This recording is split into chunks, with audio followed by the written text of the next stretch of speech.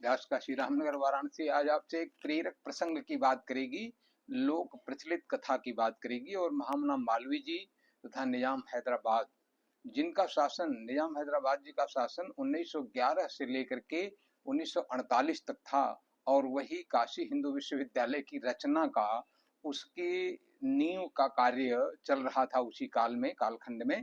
और इसलिए जो 37 साल का हमारे जो शासक थे, मीर उस्मान अली खान आसफ जाह उनका पूरा नाम था, हैदराबाद के निजाम थे, 7वें निजाम थे। और उनके दरबार में भिक्षा मांगते हुए महामना मालवीय जी पहुंच गए। काशी हिंदू विश्वविद्यालय के लिए इतनी उत्कंठा थी उनके मन में कि वो हर दरवाजे से हर किसी का योगदान उस विश्वविद्यालय में चाहते थे। और जब वहां पहुंचे तो बादशाह के पास पहुंचना इतना आसान नहीं था, लेकिन चूंकि काशीराज ने, महाराजा प्रभु नारायण सिंह ने इतना बड़ा भूखंड काशी हिंदू विश्वविद्यालय के लिए दे दिया था, वह एक कटोरा था, लेकिन अब उस कटोरे में सारी चीजों को सजाना था। और जब सजाने वाली बातें आई तो निजाम हैदराबाद के पास पहुंचना मालवीय जी का स्वाभाविक लक्ष्य था। उन्होंने हैदराबाद से जब अपनी बातें बताई कि हम काशी हिंदू विश्वविद्यालय की स्थापना के लिए आपके योगदान की आशा करते हैं, आप भारत के सबसे बड़े रियासत के मालिक हैं, स्वामी हैं और बड़े उदार हैं, लेकिन वहां कुछ बातें, बादशाह का मूड होता है और उन्होंने कह दिया कि हिंदू विश्वविद्यालय के लिए महामना मालवीय जी, मैं आपको अपनी जूती दूंगा। मालवीय जी बहुत ही विनीत थे, बहुत मृदु थे, लेकिन बहुत ही अच्छे बुद्धिमान, प्रखर विवेकशील थे। और इसीलिए उन्होंने झट अपना झोली फैला लिया, एक गमछा गले में लटकाए रहते थे, उसी गमछे का झोली बनाया और कहा, महाराज बड़ी कृपा होगी, जूती ही दे दीजिए। अब नवाब के मुंह से निकला था, निजाम के मुंह से निकला था, इधर मालवीय जी के झोली में जूती आई। अगले दिन उन्होंने वहां के समाचार पत्रों में निकलवा दिया कि निजाम हैदराबाद की जूती नीलाम होनी है और यह एक सार्वजनिक प्लेस था, उसी स्थान पर यह नीलामी होगी। अब जब ऐसा संदेश निजाम के बाद पास पहुंचा कि हमारी जूती लेके गया है और पंडित, और वह जो है नीलाम करने की स्थिति में है, तो पहले तो कोई उनको समस्या नहीं थी, लेकिन जब मंत्रियों ने समझाया निजाम साहब को कि महाराज यह जूती आपके अपमान की सूचक बन जाएगी, क्योंकि जो आपने जूती दिया है ना, वो जब नीलाम होगी तो उसके क्या क्या परिणाम होंगे। निजाम बहुत घबराए और उन्होंने सोचा कि आखिर क्या परिणाम हो सकते हैं। जब मंत्रियों ने उनके बताया, तब निजाम हैदराबाद की आंखें खुली और उन्होंने मालवीय जी को आग्रह के साथ बुलाया, बड़े सम्मान पूर्वक ढंग से बुलाया और कहा कि जूती जैसे निजी वस्त्र का सार्वजनिक नीलाम होना यह दिखाता कि राजा का व्यक्तिगत सम्मान भी बाजार में बिक सकता है। मजाक और व्यंग का विषय बन जाता। लोग कह सकते थे कि जिसकी जूती बिक रही है उसकी हुकूमत कितनी मजबूत होगी। आम जनता और अन्य रियासतों में उनकी छवि कमजोर पड़ती, राजनीतिक अपमान भी होता निजाम का। उस समय भारत में कई रियासतें थीं, यदि यह खबर फैलती तो अन्य राजा महाराजा भी निजाम को गंभीरता से कम लेने लगते, उनके प्रभाव में गिरावट आ जाती, धार्मिक संवेदनशीलता का मुद्दा भी उठ सकता था। यह घटना एक हिंदू विश्वविद्यालय के संदर्भ में थी। यदि जूती की नीलामी होती तो यह बात फैलती कि निजाम ने हिंदू शिक्षा के प्रयास का अपमान किया और इससे सामाजिक तनाव भी बढ़ सकता था। नीलामी की अनिश्चित परिणाम आने वाली स्थितियां थीं, क्योंकि कम दाम में अगर वो बिक जाती तो निजाम की कीमत कम आंकी जाती, ज्यादा दाम में बिक जाती और जूती का कोई ज्यादा दाम में लेके दुरुपयोग करता तो निजाम का अपमान होता। क्योंकि अगर यह नीलामी हो जाती तो यह घटना इतिहास में निजाम की गलती के रूप में दर्ज होती। इतना बड़ा शासक शिक्षा के लिए दान नहीं देना चाहता, उनकी उदारता पर सवाल उठते और इस तरह से निजाम हैदराबाद की जो जूती की नीलामी केवल एक वस्तु की बिक्री नहीं होती, वह एक सम्राट की प्रतिष्ठा, उसके अहंकार और उसकी छवि की भी नीलामी हो जाती। मालवीय जी का उद्देश्य बड़ा स्पष्ट था। निजाम को समझाना चाहते थे कि जो आपने संग्रह कर रखा है उसमें आप सफल नहीं है, बल्कि उस संग्रह को सृजन में लगाइए और प्रतिशोध में नहीं, बल्कि उसको उपकार में लगाइए। मालवीय जी ने स्वयं को अच्छी तरीके से तात्कालिक प्रत्युत्पन्न मति से समझा लिया कि मैं अपमानित हुआ हूं, मेरी झोली में जूती डाली गई है, लेकिन अगर मैं अपमान में उलझ गया तो वह मेरे व्यक्तित्व को सीमित कर देगा, और अगर मैं अपमान को साध गया तो वही महापुरुषत्व की ओर हमको ले जाएगा। समन्वय, सृजन और सह अस्तित्व के लिए मालवीय जी ने निजाम हैदराबाद को उकसाया। इस प्रकार से निजाम हैदराबाद ने बड़े आग्रह पूर्वक मालवीय जी से जब कहा कि आप बताइए पंडित जी, गलती तो हो गई, अब क्या दें, क्योंकि कई प्रकार की चीजें हमारे भविष्य में हमारे सम्मान को ठेस पहुंचाने वाली हैं जूती की नीलामी से। तो मालवीय जी ने कहा, महाराज आप सबसे बड़े राजा हैं, सबसे बड़े बादशाह हैं, और आपको तो काशी हिंदू विश्वविद्यालय में एक शिक्षक कॉलोनी, शिक्षक रहेंगे वहां, विद्यार्थी रहेंगे वहां, हॉस्टल्स की सुविधा होगी, और वह कॉलोनी आपको बनवानी पड़ेगी। काशी हिंदू विश्वविद्यालय में 5 या 6 गेट हैं, लेकिन उनमें एक मुख्य द्वार और एक निजाम हैदराबाद द्वार बहुत बड़े हैं।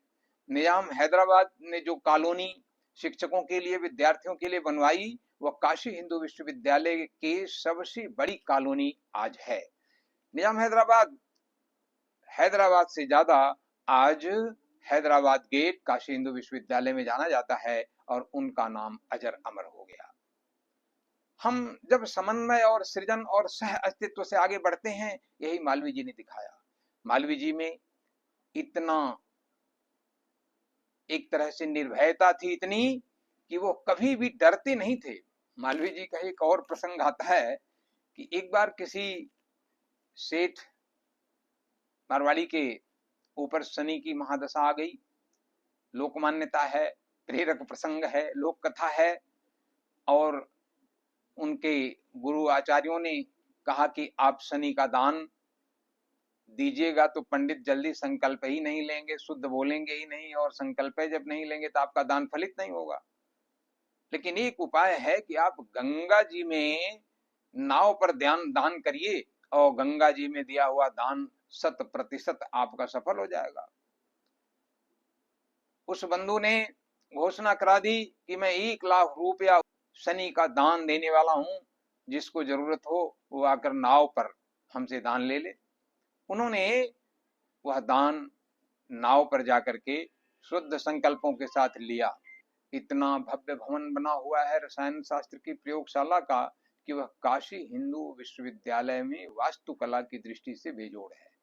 30 लाख रुपए खर्च करके उस समय वो भवन बना, और उसमें पहला 1 लाख रुपया वही दान का पैसा मालवीय जी ने लगा दिया। मालवीय जी हमेशा दान से नहीं, वे निर्माण से उनको मतलब था। महामना मालवीय जी भारत रत्न रहे हैं, सहृदय रहे हैं, अपमान को उन्होंने देखा ही नहीं। उनको दर्द रहता था, अंदरूनी रोग था, लेकिन इसके बाद भी वो कभी काबुल तो कभी मुल्तान, कभी कलकत्ता तो कभी असम, कभी बंबई तो कभी काशी। और उस समय के साधन क्या थे? रेलवे की वही 3य श्रेणी यात्रा। ऐसी विभूतियां हमारे यहाँ बार बार आवे, हमारे वे प्रेरक व्यक्तित्व हमारे युवकों में जाएं। इसीलिए बादल बादल मैं कहता हूं, पानी पानी तू भी लिख। मैं बादल या उनके ऐश्वर्य की बातों को आपके बीच में डालता हूं, लेकिन बरस पड़ना ही उसकी बादल की असली कसौटी है। और वो तभी बरसेगा जब आप सब लोग इन बातों को जन जन में पहुंचाएंगे कि दान मांगते समय विनम्रता जो होनी चाहिए वो मालवीय जी में थी, लेकिन जो दृढ़ता भी होनी चाहिए क्योंकि वो जान रहे थे कि मैं अपने लिए नहीं मांग रहा हूँ, यह राष्ट्र के भविष्य के लिए मांग रहा हूँ। और ऐसा अगर आप करेंगे ना, तो आपके गांव में भी इतने संसाधन पड़े हैं, कोई विदेश में है, कोई बहुत अच्छे पदों पर है, उसको आप समझाइए कि महाराज गांव में इस चीज की कमी है, गांव में यहाँ एक तालाब बन जाए, गांव में यहाँ जल संचयन का केंद्र बने, गांव में हम ऐसे बच्चों को माहौल दें, गांव में हमारे यहाँ कला है, हम आपसी मुकदमों को कैसे दूर करें, आपस में बैठ के दूर करें। संविधान हमको इजाजत देता है कि हम अपनी ग्राम पंचायत के माध्यम से भी अगर कोई लिखा पढ़ी के साथ मुकदमों का सोल्यूशन निकाल लेंगे। सबसे ज्यादा पीड़ित इस समय हमारा देश मुकदमों से है, तलाक के मुकदमों से है, आपसी द्वंद्व से है, जातीय द्वंद्व से है, और अंतर जातीय द्वंद्व से नहीं है। जाति ही जाति से लड़ रही है, पड़ोस ही पड़ोस से लड़ रहा है। ऐसा नहीं है कि अंतर जातीय द्वंद्व है। आज ज्यादा सा जो द्वंद्व है ना, वो अपने लोगों से है, और वो द्वंद्व खत्म हो। सब लोग अपने अभिमान को छोड़ करके भारत को सुंदर बनाने में लगे, युवकों को माहौल दें, पशु पंछियों का भी हक मिले, और हमारी वसुंधरा फिर से एक बार स्वर्ण भूमि बने। संतुलित होकर के अपने जीवन में सन्मार्ग पथ पर चलें, अपमान को मालवीय जी की तरफ पी जाएं, और उस अपमान को स्वाभिमान में बदल दें। अगला अपमान तो किया, लेकिन उसके स्वाभिमान को बना दिया मालवीय जी ने। इसीलिए कहा गया है कि जो तो को काटा बुए ताहि बुए तू फूल, तो को फूल है वाको है त्रिशूल।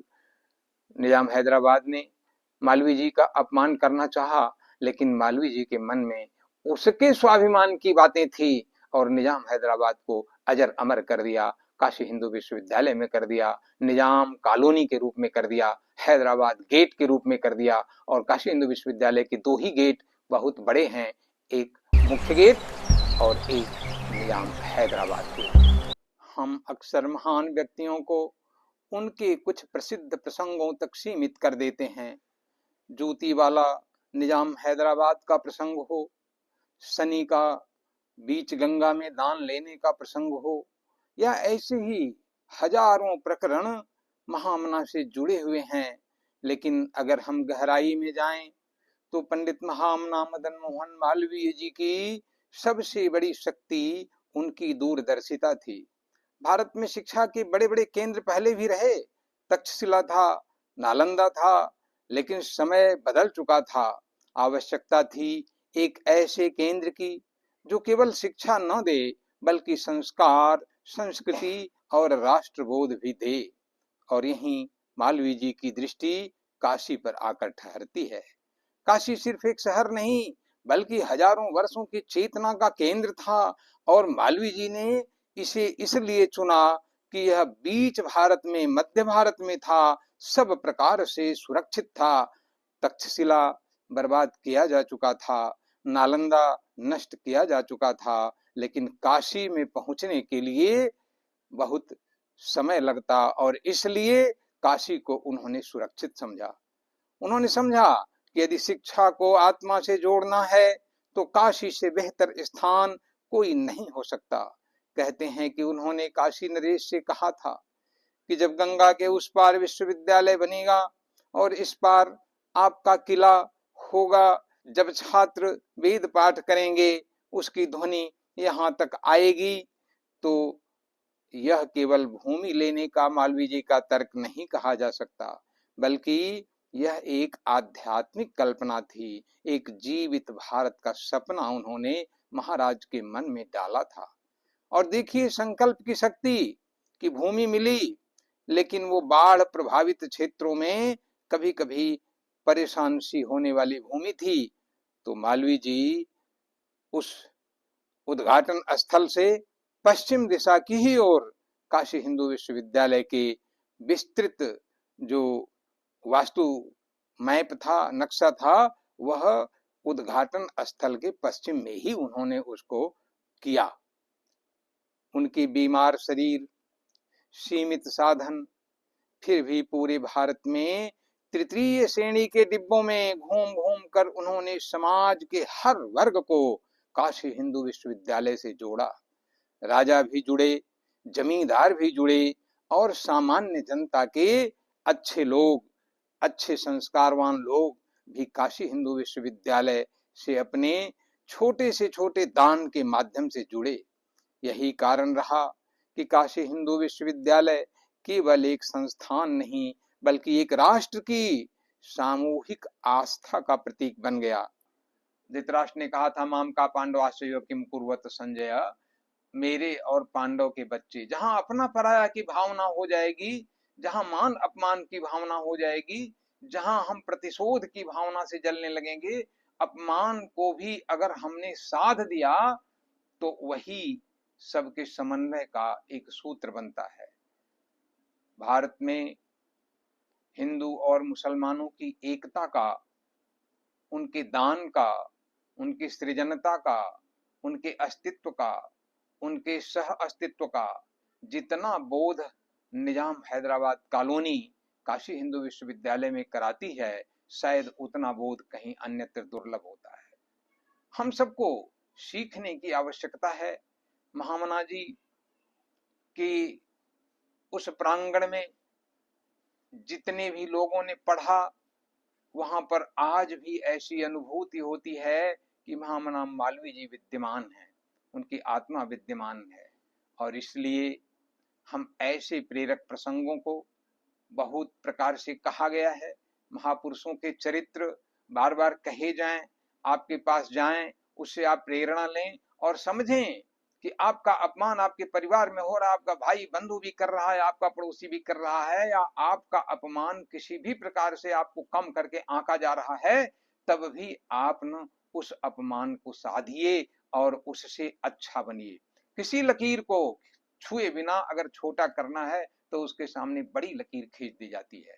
और बड़ा लकीर खींचने का मतलब है कि हम अपने व्यक्तित्व का, अपने चरित्र का, अपने पुरुषार्थ का हर प्रकार से वर्धन करें।